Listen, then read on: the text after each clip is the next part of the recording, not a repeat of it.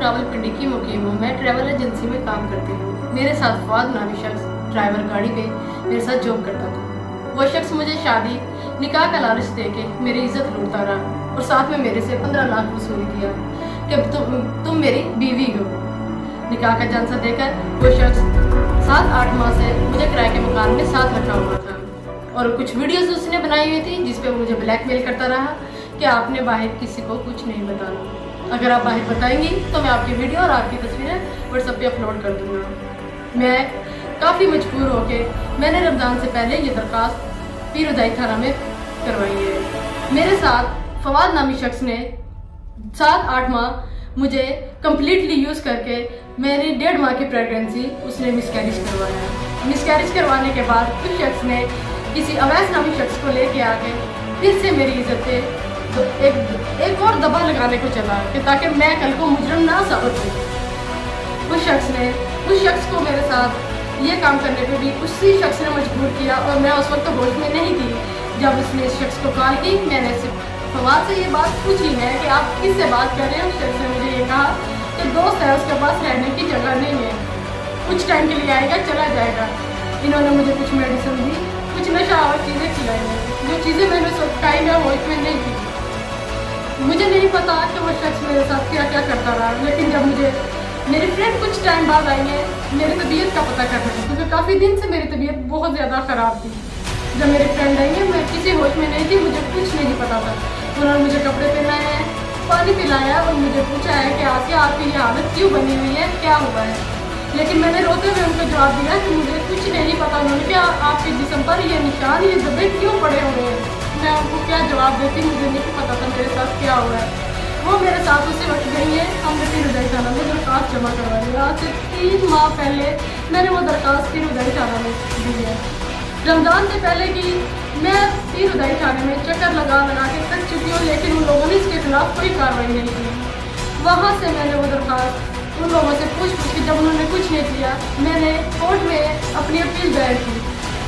उन्होंने मेरी 22A का केस लगाया और CP ऑफिस का मुझे नोटिस दिया कि आपको CP ऑफिस में बुलाया गया है 6 जून को 10:30 बजे सुबह। मैं 10:30 बजे CP ऑफिस पहुंची हूँ, लेकिन वहाँ पे मुझे नहीं पता कि जिन्होंने मुकदमा दर्ज किया हुआ है ASI, उन्होंने एक क्लीन पेपर पे मेरे पे साइन करवाए हैं और मुझे काफ़ी देर कन्विंस करते रहे हैं इस चीज़ पे कि आपने अंदर जाके पुलिस के खिलाफ कुछ नहीं बोलना।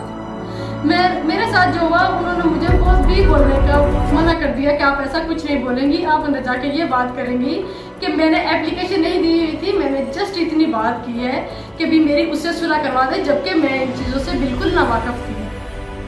मेरे साथ वो ASI साहब ने ये बात की है कि आप अंदर ये बताएंगी कि दरख्वास्त नहीं दी थी और साइन करवा के उन्होंने जब मुझे अंदर CP ऑफिस में किसी ऑफिसर के सामने पेश किया, वो ऑफिसर सिर्फ बैठने का बोला है, इसके अलावा उस शख्स ने एक अल्फाज भी मेरा नहीं सुना, जबकि मैं बोलती रही हूँ कि सर एक दफ़ा मेरी बात सुन ले, एक दफ़ा मेरी बात सुन ले। वो शख्स बार बार एक अल्फाज बोलता रहा है कि इस केस में आप खुद मुलव्वस हैं, जबकि मुझे इन चीज़ों का कुछ नहीं पता था।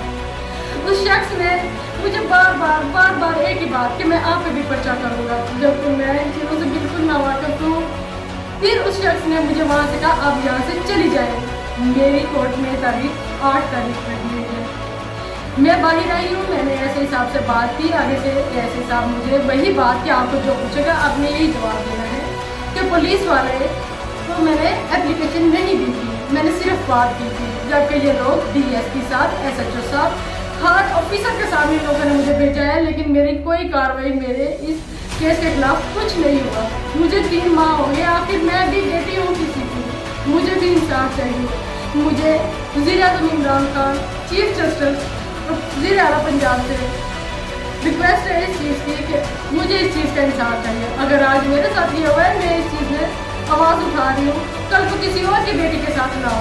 पूरी दुनिया की बेटी है, अब ये हवस के दरिंदे लोगों की बेटियों को निकाह का झांसा देकर उनकी इज्जत खराब करते रहे। मेरी आपसे रिक्वेस्ट है कि मुझे इंसाफ चाहिए। मैं 3 माह से बहुत ज़रूरी हो चुकी हूँ, अब मेरे में हिम्मत नहीं है।